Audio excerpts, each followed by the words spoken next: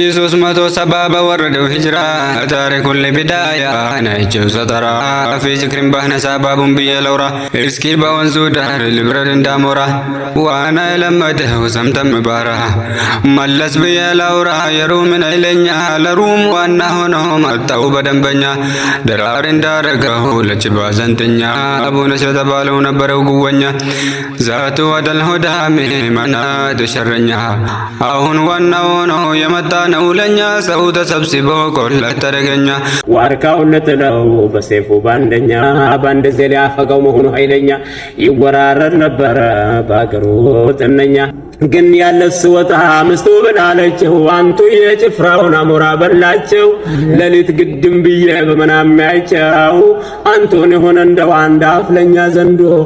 ዋጥ አድርጎ ቆመ ተዳገት ወርዳው